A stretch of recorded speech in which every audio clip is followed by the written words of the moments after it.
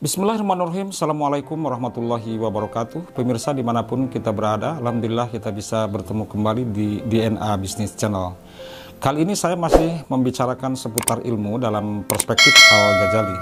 Kalau beberapa episode sebelumnya saya mencoba mendeskripsi sejauh yang bisa saya pahami tentang klasifikasi ilmu dan hukum mencari ilmu, maka di episode ini saya ingin mencoba menjelaskan tentang cara perolehan ilmu pengetahuan menurut imam besar yang sering dikenal sebagai Hujjatul Islam, yaitu Al-Ghazali. Al-Ghazali menyebut bahwa cara perolehan ilmu itu terbagi menjadi dua kelompok besar juga. Jadi selalu dalam dua kelompok besar. Ada fardu ain, fardu kifayah dilihat dari sisi hukumnya gitu kan. Klasifikasinya juga kemarin sudah kita lihat ada klasifikasi ilmu syar'i dan kemudian ghairu syar'i gitu kan. Atau ada yang disebut istilah nakal dan akal. Nah, hari ini kita ingin mencoba mendeskripsi pandangan Al-Ghazali tentang cara perolehan ilmu. Menurut Al-Ghazali, cara perolehan ilmu itu bisa dibagi dalam dua kelompok besar.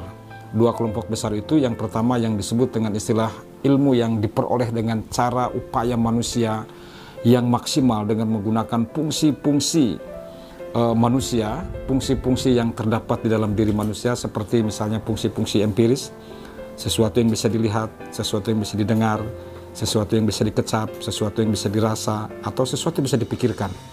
Jadi proses panca indera manusia itu bekerja, dan ilmu itu adalah ilmu yang disebut dengan istilah muktasabah. Dalam kalimat Arab mungkin diperkenalkan istilah muktasabah. Jadi ada ilmu yang memang diperoleh oleh manusia dengan cara memaksimalisasi fungsi-fungsi kemanusiaan dia sebagai seorang manusia.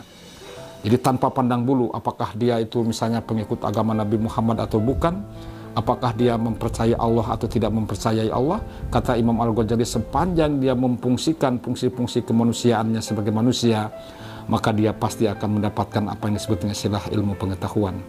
Jadi ilmu-ilmu yang tadi dideskripsi itu, orang misalnya ingin belajar Al-Quran, ingin belajar hadis, ingin belajar fikih, ingin belajar usul fikih, ingin belajar teologi, ingin belajar ilmu kedokteran, ingin belajar ilmu pertanian, ingin belajar ilmu apapun, sepanjang masih dalam ruang lingkup yang empiris dan sepanjang masih dalam ruang lingkup yang bisa dipikirkan oleh manusia, maka siapapun manusia itu, dari ras manapun itu manusia, apakah dia ras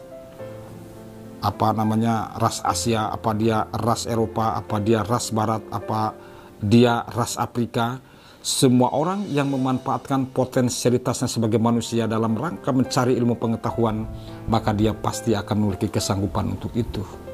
Dan ini sekaligus juga menjadi jawaban barangkali terhadap pertanyaan banyak orang yang menyatakan misalnya mengapa umat Islam hari ini mengalami keterbelakangan dalam konteks perkembangan ilmu pengetahuan. Toh misalnya padahal dalam keyakinan umat Islam bahwa Islam adalah agama yang paling sempurna, bahwa misalnya Islam adalah agama yang paling menjunjung tinggi harkat dan martabat kemanusiaan, paling menghormati perkembangan ilmu pengetahuan. Tetapi mengapa misalnya umat Islam ini masuk dalam kategori masyarakat yang terbelakang? Sangat mungkin bahwa orang Islam masih belum memaksimalkan potensialitasnya sebagai manusia yang memiliki kemampuan-kemampuan empiris sekaligus kemampuan-kemampuan logis di dalam menata dan membangun prinsip-prinsip dasar kemanusiaan. Ini yang pertama. Jadi ada ilmu yang memang diperoleh dengan cara upaya untuk memaksimalkan fungsi-fungsi manusia sebagai manusia. Disebut sebagai ilmu dengan cara perolehan yang muktasabah. Kemudian yang kedua, ada ilmu yang diperoleh secara langsung dari Allah Subhanahu wa Ta'ala. Dia atau Al-Ghazali mendasari pada prinsip dasar dalam ayat Al-Quran, min ladunka rahmah.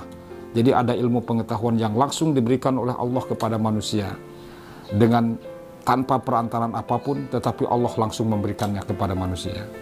Nah, ini yang seringkali disalahartikan ketika kita mencoba menggagas pikiran Al-Ghazali soal apa yang disebut istilah ilmu yang ghair muktasabah, atau ilmu yang diperoleh dengan cara tidak memaksimalkan fungsi-fungsinya sebagai manusia.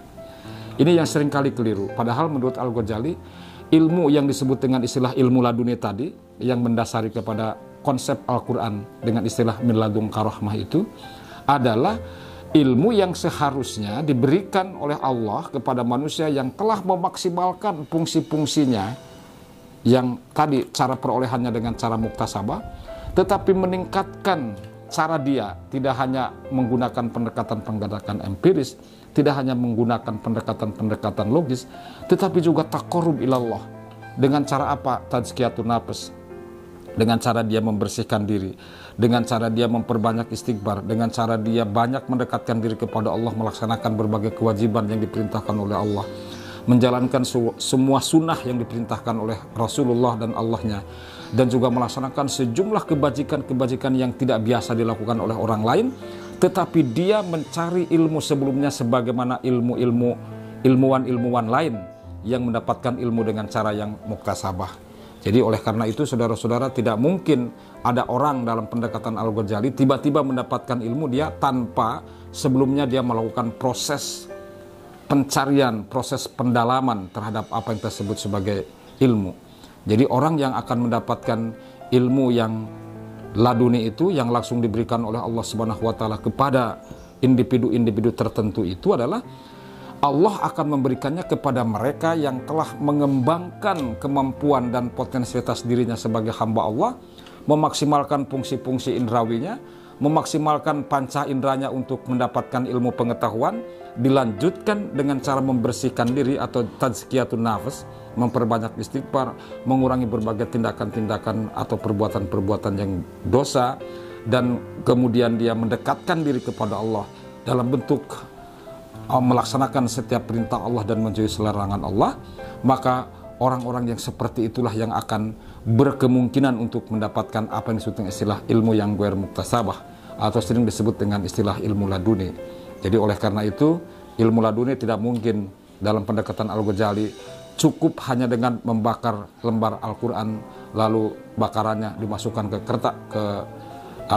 ke gelas, lalu diminum airnya. Tidak mungkin seperti itu. Jadi yang disebut dengan istilah ilmu laduni atau ilmu ghair muktasabah itu hanya akan diberikan oleh Allah Subhanahu wa taala kepada manusia.